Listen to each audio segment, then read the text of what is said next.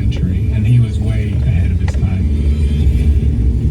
Von Braun adamantly believed that humanity's future was in space. He's the greatest voice we've had in the history of the space program. Considered by NASA to be the father of rocket science, Von Braun is credited with either inventing or helping to develop many of the most sophisticated aerial technologies that exist today, like the supersonic anti-aircraft missile, the ballistic missile, the first American satellite, and the first U.S. space vehicles, including the enormous Saturn V rocket that enabled man to reach the moon. Without exaggeration, the Apollo program has been called the greatest achievement that mankind has ever accomplished. Without her, Von Braun would not reach the moon. To date, Saturn V is the most powerful rocket that we've ever built. Von Braun's incredible engineering feats were matched only by his all-consuming crusade to send man into space.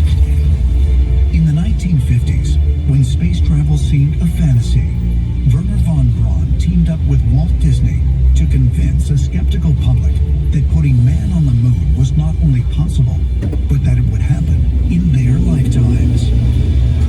In these films, watched by an estimated 42 million people, Von Braun predicted not only how we would send men into space, but also the use of protective suits, lunar landing vehicles, orbiting space stations, and even double white line cut across. Fuck green cut across 5 lanes. If we Fuck were green, to fuck start green, today fuck on green. an organized and well-supported space program, I believe a practical passenger rocket could be built and tested within 10 years. But who exactly was this engineering genius with such extraordinary visions for the future? Why did he believe so strongly that man could and should travel into space? And what did he expect to find when we got there? Wernher von Braun was born March 23, 1912, in a small town in eastern Prussia. The second of 3 sons, Wernher grew up a child of wealth and privilege. But while he was born into an accomplished family, Wernher's keen intellect and unusual passions stood out. His father once said, "I don't know where his talent comes from," and stated on more than one occasion that he considered his son a mystery. Wernher von Braun was multi-talented. Both sides of his brain were working. He could think about technical things and imagine rocketry and space travel, but he was an accomplished musician. And these traits manifested very early. I think his parents knew by the time he was 12 or 5 that he was very special. His mother gave him a telescope when he was young, and he looked at the moon and said, "I want to go there. I want to build the machine that will go to the moon." And of course he did, half a century later. Wernher von Braun grew up in a time when German science fiction authors focused on science utopian novels that often featured an idealized German engineer who solves the world's problems through science and technology. Movies such as Fritz Lang's Controls and Roman Empire also stirred the public's imagination and no doubt had a powerful influence on von Braun. For a young man growing up in the 1920s and 30s, space travel was considered too fantastic and far-fetched to ever be possible. And although the Wright brothers had achieved the first powered flight in 1903, the horse and buggy was still a widely used mode of transportation. The achievement of putting a man on the moon is something that was, at the time, really almost impossible and almost unthinkable. Wernher von Braun was obsessed with going to the moon and going to Mars from the time he was a little boy, and that was his destiny. In his teens,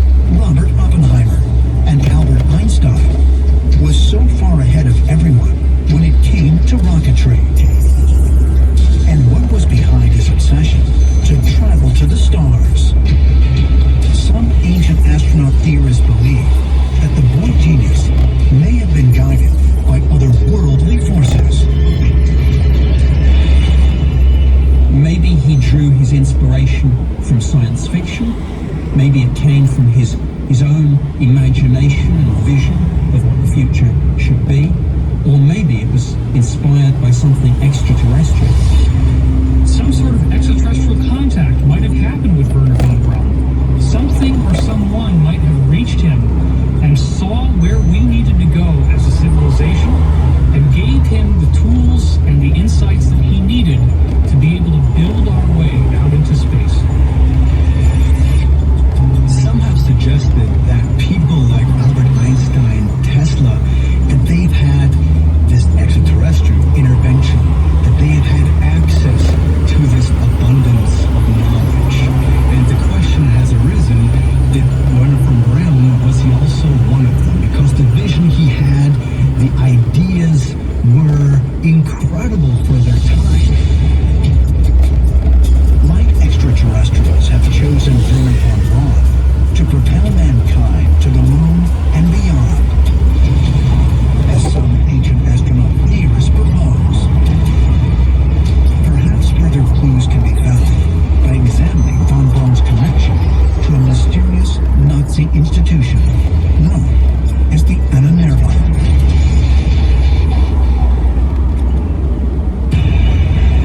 In 1933, Adolf Hitler rose to power and began consolidating Germany's military, political, and economic institutions under the control of his Nazi Party apparatus.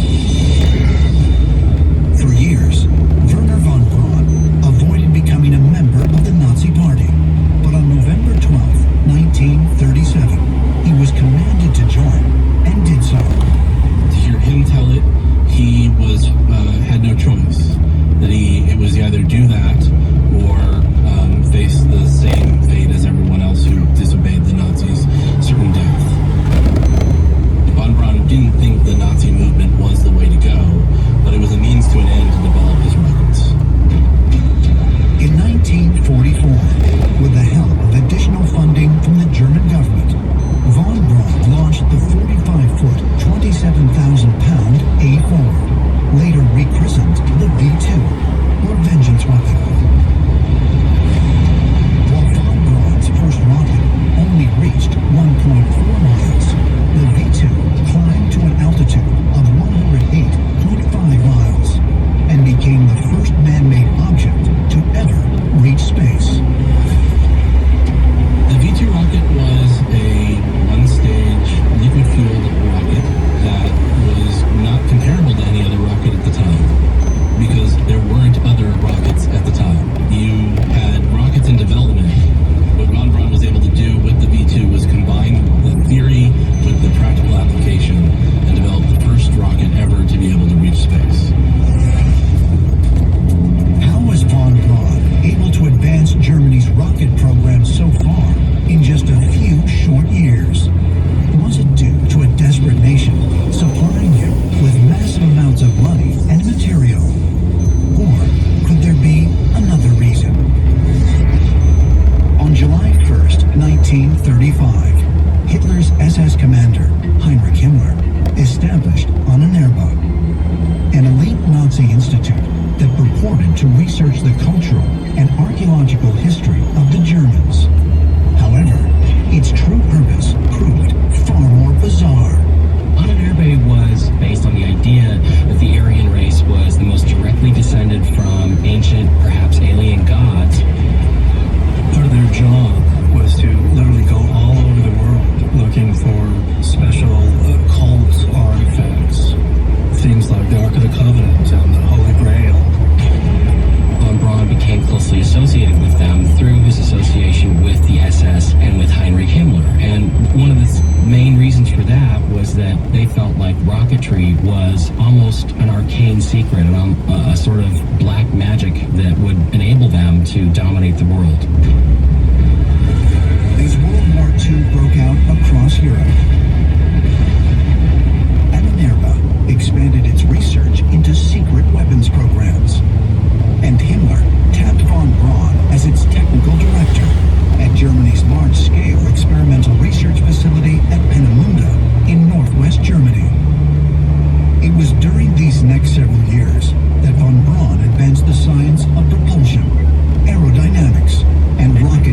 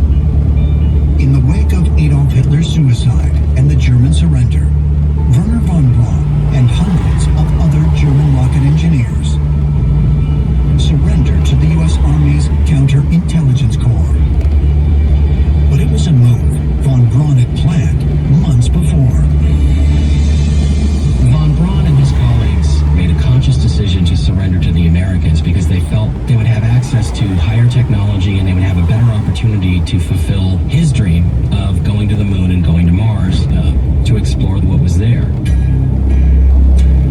Although he was a known member of the SS, von Braun leveraged his position as the head of Germany's V-2 rocket program to convince U.S. authorities to bring him and roughly 100 hand-picked members of his team to America.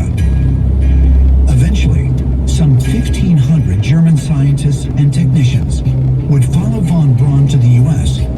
through a top-secret program called Operation Paperclip.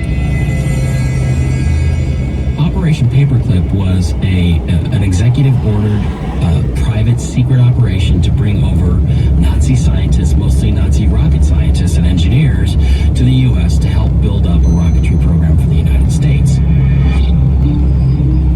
Operation Paperclip was kept a secret for decades. And you have to wonder whether it was this special knowledge, perhaps extraterrestrial knowledge, that these Nazi scientists had that we needed so desperately for our own space program. In the fall of 1945, the U.S. Army assigned the 33-year-old von Braun and his German colleagues to the White Sands Proving Ground missile test range in New Mexico.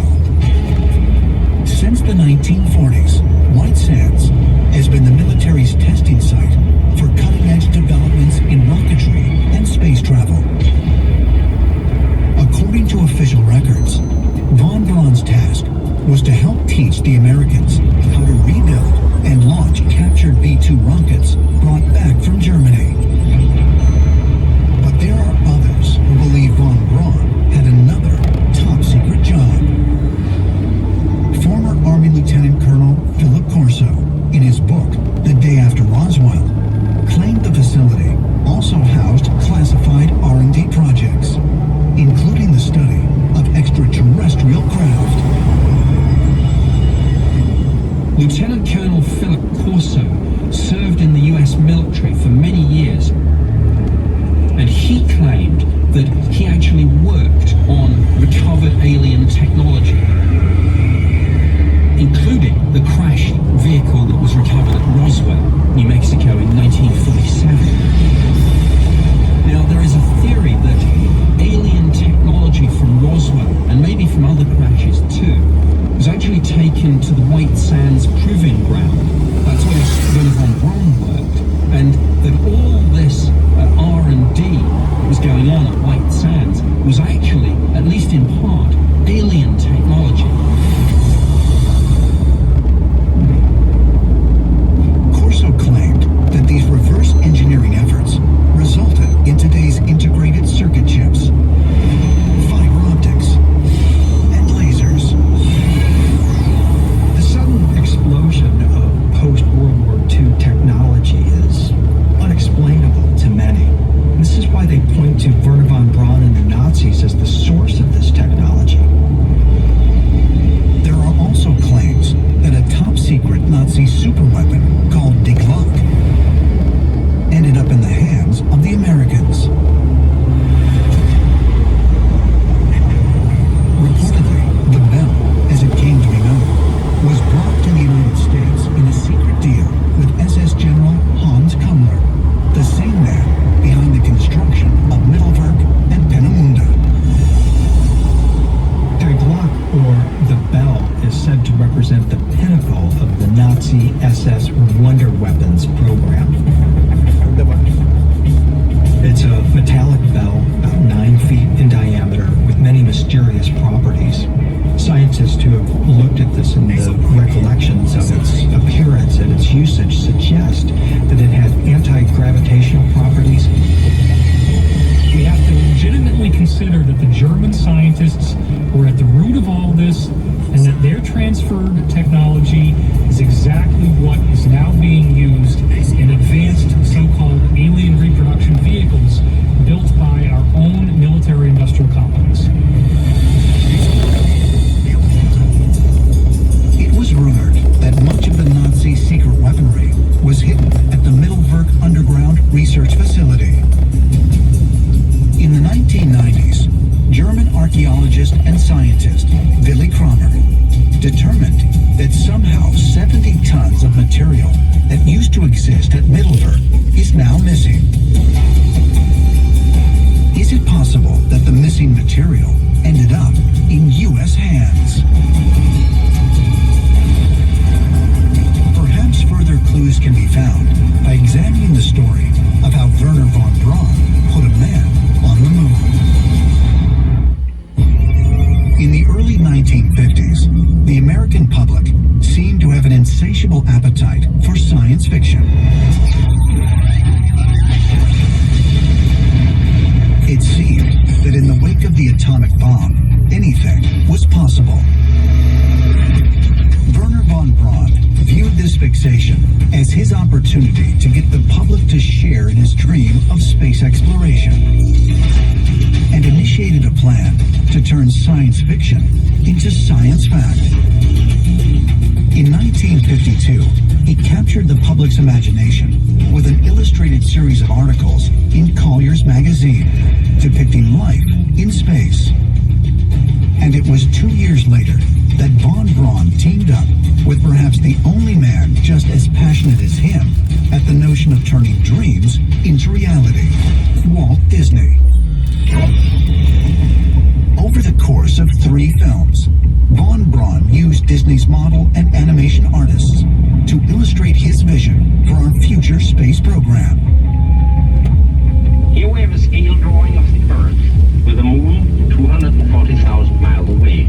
This is the elliptical path which our rocket ship will follow, going out and coming back. We must aim the ship well ahead of the Moon so that they both arrive at about the same point in space at the same time.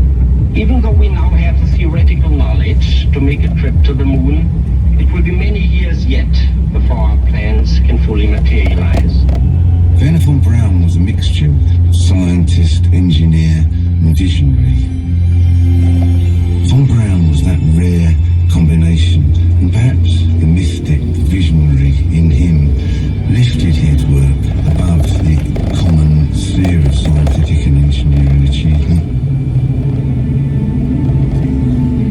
October 4th, 1957, Baikonur Cosmodrome, Kazakhstan. The Soviet Union shocks the world when they launched Sputnik into Earth's orbit and beat the United States at becoming the first country to send a man-made object into space. The Soviet Union had shocked the United States by putting the first man-made satellite into space. Sputnik flying overhead not only was a scary proposition because if they could put a satellite above us, why couldn't they put a nuclear missile above us? It was also sort of a wake-up call because most people considered the Russians to be behind us technologically. America's interest in space shifted into high gear, and over the next several years, Wernher von Braun led the design team that sent the first American satellite into space and the first man into orbit. Von Braun's original V2 designs. 3, 2, 1. But as impressive as these feats were, the next step man would take would be far greater than any that had come before. On July 20th, 1969, 57-year-old Wernher von Braun watched from inside Mission Control as a human being, for the first time in history, stepped foot on the celestial body other than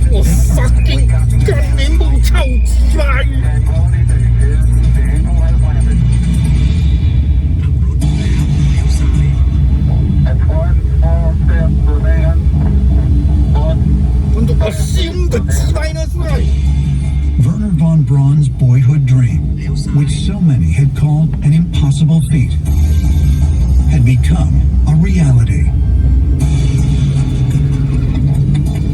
We effectively went from horse and buggy to landing people on the moon in 60 years.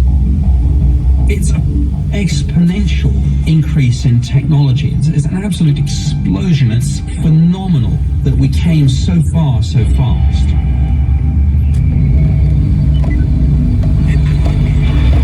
Getting to the moon involves extremely precise orbital calculations, and the possibility of missing the moon, of not capturing it in an orbit, is a matter of a tiny fraction of a degree in the trajectory and a small percentage of the speed coming in. So the ability to adjust the orbit in real time and adjust those calculations was a stunning achievement. But how did von Braun know all the specific information needed to calculate not only how to send man to the moon, but to bring him back to Earth? Where did he get data, such as the exact gravitational pull of the moon, the speed needed to break Earth's orbit, or the effects of space radiation on the ship? We're now in the approach phase, everything looking good. And how did von Braun know the answers 15 years earlier? Cannot when he appeared in Walt Disney's Man in Space programs.